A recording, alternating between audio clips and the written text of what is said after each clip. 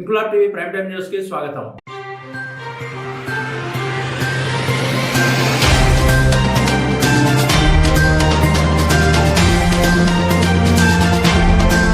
డెబ్బై 77వ గణతంత్ర దినోత్సవం సందర్భంగా నేడు రైల్వే కోడూరు పట్టణం బలిజ వీధిలో ఉన్న శ్రీ గంగమ్మ తల్లి బత్యాల భవన్ కళ్యాణ మండపం నందు మాజీ ఎమ్మెల్సీ తెలుగుదేశం పార్టీ రాష్ట్ర ప్రధాన కార్యదర్శి బత్యాల చెంగల్రాయుడు కూటమి పార్టీల నేతలతో కలిసి త్రివర్ణ పతాకాన్ని ఎగురవేసి జెండా వందనం చేశారు.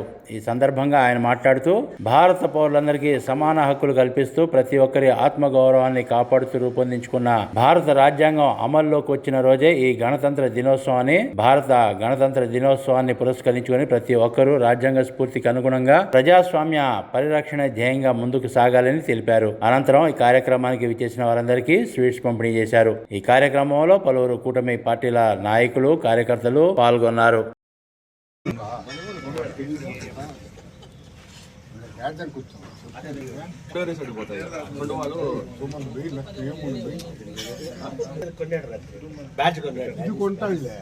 ఇది దాకొచ్చిందే కదా.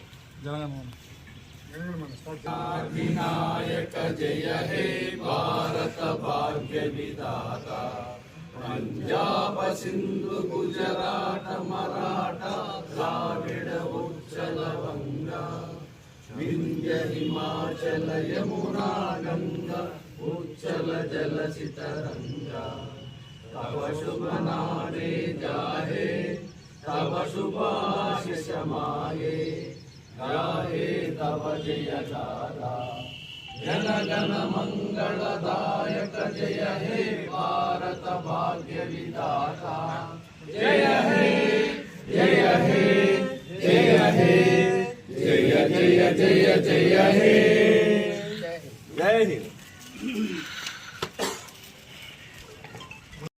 గణతంత్ర దినోత్సవం తిరుపతి జిల్లాలోకి వచ్చిన తర్వాత మొట్టమొదటి గణతంత్ర దినోత్సవం. 77 అంటే మనకు ఎంత ఆశీస్సులు ఉన్నాయంటే 7+7 7 కొండల స్వామి, 7 కొండల మీద ఉన్నటువంటి స్వామి 777 గణతంత్ర దినోత్సవాన్ని కోడూరు నియోజకవర్గం జరుపుకుంటున్నది. అది మనకు పెద్ద ఆశీస్సు ఉంది. రెండవది, తిరుమల నుంచి వచ్చినటువంటి నీళ్లు పర్వత పక్కై కళ్యాణ డ్యాముకు పోతాయి, కానీ మిగిలినటువంటి ఒకటి వచ్చేసి తుమ్మూరు కోన మామూలుకి పోతుంది. 5 రివర్లు మనకు కోడూరుకే వస్తాయి. వాగేట్ కోన ఉంది. వాగేట్ కోన నుంచి అది ముట్టే చెయ్యరు, దీన్ని ముంజిన రివర్ పేరుతో వస్తుంది. ముస్టేర్ రూపంలో 2 వచ్చి కొత్త కోడూరు కాడు కలుస్తాయి. పాములేరు రూపంలో వస్తుంది. పల్లంగేరు కింద వస్తుంది.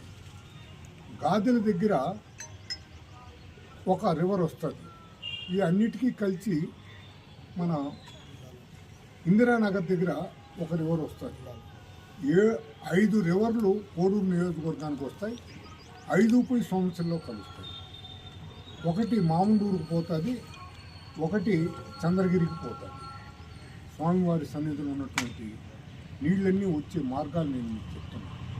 ఇకపోతే ఈ కాన్స్టిట్యూంట్ అసెంబ్లీ అనేది భారతదేశానికి స్వాతంత్రం తెచ్చుకుంటే మనం ఎట్ట నడుపుకోవాలని చెప్పేసి 1939లోనే కొందరు బ్రిటిష్ అధికారులతో కలిసి 389 మందితో ఒక కాన్స్టిట్యూంట్ అసెంబ్లీ ఏర్పడినప్పుడు, మళ్ళీ స్వతంత్రం వచ్చిన తర్వాత దానికి 299 మందితో తయారు చేశారు. దానికి డ్రాఫ్టింగ్ కమిటీకి అంబేద్కర్ గారిని వేశారు. పార్లమెంటరీ కమిటీకి నెహ్రూ గారిని వేశారు. ఈ హాస్పిటాలిటీ కమిటీకి కృష్ణస్వామి గారిని వేశారు. వీళ్ళందరూ కలిసి కూర్చొని వివిధ దేశాల్లో ఉంటాయి. 50% ఆఫ్ మన రాజ్యాంగం బ్రిటిష్ వాళ్ళది, 20% అమెరికాది, 15% ఇజ్రాయిల్. ఇట్లా అన్ని దేశాల్లో ఎక్కడెక్కడ మంచి జరుగుతుందో అన్నీ తీసుకొని దాన్ని దృష్టిలో పెట్టుకొని తయారు చేసినటువంటి రాజ్యాంగం అంటే కాదు. దాన్నే మనం కిచిడి అని, కలకూర కంపెనీ అంటూ ఉంటాం. అన్ని రకాల ఫ్రూట్స్ తింటే మిక్స్డ్ వెజిటబుల్ ఫ్రూట్స్ అని అది కలిపి తయారు చేసుకున్నాం. ఇలాంటి రాజ్యాంగం వేరే వాళ్ళకి ఊరికి రాదు. దీన్ని ఒక్కొక్కరు ఒక్కొక్క ప్రతిభను చూపించి తయారు చేసినటువంటి రాజ్యాంగం.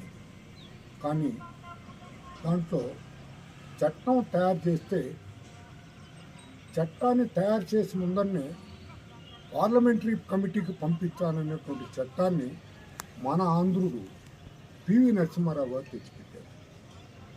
ఏదన్నా ఒక బిల్లు లాభాలు నష్టాలు స్టడీ చేసేదానికి పార్లమెంటరీ కమిటీ ఒక స్టాండింగ్ కమిటీని ఏర్పాటు చేసింది. దాంట్లో ఒక్కొక్క కమిటీకి ఇంతమంది సభ్యులు ఉంటారు. నేను కూడా అక్కడ పనిచేసేదానికి స్టేట్ లెవెల్లో రిప్రజెంటేటివ్గా పార్లమెంటరీ కమిటీకి నేను వెళ్ళే అవకాశం నాకు దొరికింది. దానికి వెంకయ్య నాయుడు గారు ఆ రోజు అధ్యక్షత వహించారు. మనం చెప్పాల్సినట్టే నేను చెప్పగలిగినాం. కొన్ని ఇంప్లిమెంటేషన్ జరిగినాయి. ఈ ఈ ఈ రోజుల్లో రాష్ట్ర ఆర్థిక పరిస్థితి ఘోరంగా ఉన్నటువంటి ఈ రోజుల్లో మొదట్లో మన రాష్ట్రం ఏర్పడినప్పుడు ఆంధ్రప్రదేశ్ రాష్ట్రం ఆదాయము 40 కోట్లు మద్రాసు నుంచి వస్తానే. దీన్ని తెలంగాణ రాష్ట్రాల్లో ఉన్నటువంటి 10 జిల్లాలు, మనవి 10 జిల్లాలు, మొత్తం 20 జిల్లాలతో ఒక రాష్ట్రం ఏర్పడినప్పుడు వాళ్ళది 44, మంది 40, 84 కోట్ల బడ్జెట్. రామారావు గారు ముఖ్యమంత్రి అయిన తర్వాత 297 కోట్ల రూపాయలు, 2972 కోట్ల రూపాయల ఆదాయం రాష్ట్రానికి అంతా. ఈరోజు టీటీడీ బడ్జెట్ 7500 కోట్లు. అప్పుడు కూడా అంత తక్కువ బడ్జెట్తో కూడా రామారావు గారు 2 రూపాయల కేజీ బియ్యాన్ని ఇచ్చాడు. నాదెళ్ల భాస్కరరావు ఫైనాన్స్ మినిస్టర్గా ఆ డబ్బును 2 రూపాయల బియ్యానికి కేటాయించేదానికి కొంచెం వ్యతిరేకించాడు. నేను మాట చెప్పాను ఇవ్వాలని చెప్పేసి రామారావు పట్టుబట్టి 2 రూపాయల కేజీ బియ్యాన్ని ఇవ్వడం జరిగింది. దానికి 97 కోట్ల రూపాయలు సంవత్సరానికి మనకు ఖర్చయింది. పోను రామారావు దింపబడి మళ్ళీ కాంగ్రెస్ అధికారంలోకి వచ్చి మళ్ళీ రామారావు అధికారంలోకి వచ్చినప్పటికీ 10,000 కోట్ల రూపాయలు రాష్ట్ర బడ్జెట్. చంద్రబాబు నాయుడు గారు 10,000 కోట్లతో లాక్కొచ్చారు 9 ఏళ్ళు. దాన్ని 12,000 కోట్లకు తీసుకొచ్చారు. మళ్ళీ రాజశేఖర రెడ్డి గారికి ఆ బాధ్యతలు అప్పచెప్పేటప్పటికి 18,000 కోట్ల రాష్ట్ర ఆదాయం. కిరణ్ కుమార్ రెడ్డి గారు ముఖ్యమంత్రిగా బాధ్యతలు తీసుకునేటప్పటికి మన అదృష్టం కొద్దీ 40,000 కోట్ల రూపాయలు రాష్ట్ర ఆదాయం. 40,000 కోట్ల రూపాయలు. అందులో నాకు ఒక పర్సెంట్ ఇమ్మని చెప్పాను.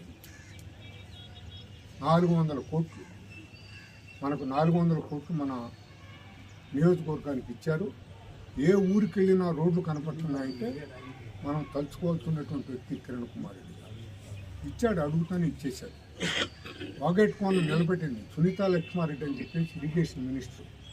మా కమిటీలో ఆమె చైర్మన్. ఆమె వాగేట్ కోన్ నీళ్ళు నిలబెట్టానే ఆమె ఫోటో తీసుకుని నీళ్ళలో వదిలేసిన.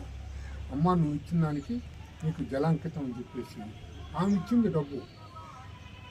ఎవరెవరు ఇచ్చారో, ఏ రోడ్డు మీద పోతూ ఉంటే ఎవరెవరు గ్రాంట్ ఇచ్చారు, ఎవరెవరు కాంట్రాక్టరు, వాళ్ళందరినీ నేను గుర్తు చేసుకుంటూ ఉంటాను. దాంట్లో ఏం అనుమానం లేదు. నిన్న ఒక ఆయన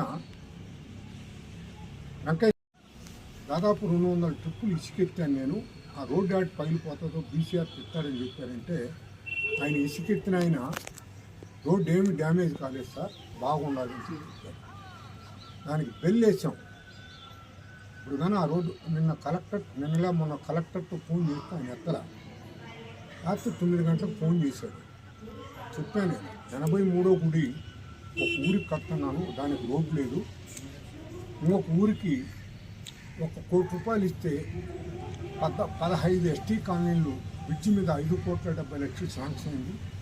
బ్రిడ్జి మీద పోయి 15 ఎస్టీ కాలనీ షార్ట్ టచ్ కూర్చోవచ్చు. ఉదాహరణకు చీవరం ఇక్కడి నుంచి పోవాలంటే 6 కిలోమీటర్లు, వెంకటేశ్వర స్వామి గుడి నుంచి పోవాలంటే 2.5 కిలోమీటర్లు. 2.5 కిలోమీటర్లు ట్రాఫిక్ తగ్గుతుంది. అదే చివరం కంపల్లి 3.5 కిలోమీటర్లు, గురుమూర్తిపల్లి మన ఈశ్వర వాళ్ళ ఊరు వచ్చేసి 4 కిలోమీటర్లు, అట్టపోతే 10 కిలోమీటర్లు. కాబట్టి ఈ షార్ట్ కట్తో మనకు మంచి జరుగుతుంది అని చెప్తే మంగళవారం రమ్మన్నారు.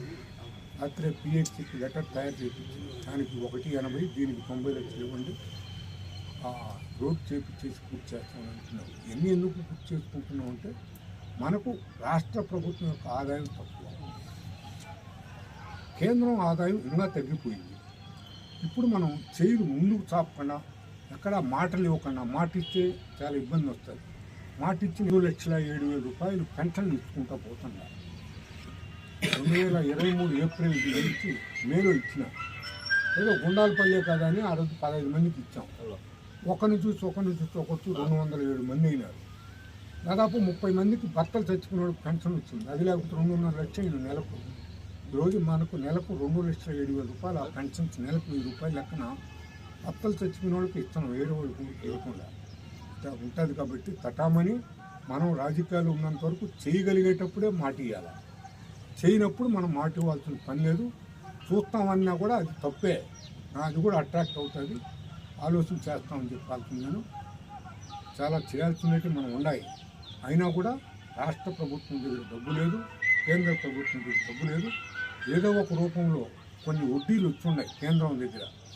ఆ వడ్డీల రూపంలో ఉన్న ఆ వడ్డీలన్నా తెచ్చుకొని 2-3 బ్రిడ్జీలు కట్టుకుంటే కోడూరు నియోజకవర్గం బాగుపడుతుందని చెప్పేసి నేను తెలియజేసుకుంటూ, ఈ గణతంత్ర దినోత్సవాలు ఎలాంటి ఆటంకాలు లేకుండా దిగ్విజయంగా సూర్యచంద్రాదులు ఉన్నంత వరకు మనం జరుపుకోవాలని చెప్పేసి ఆకాంక్షిస్తూ సెలవు తీసుకుంటాం.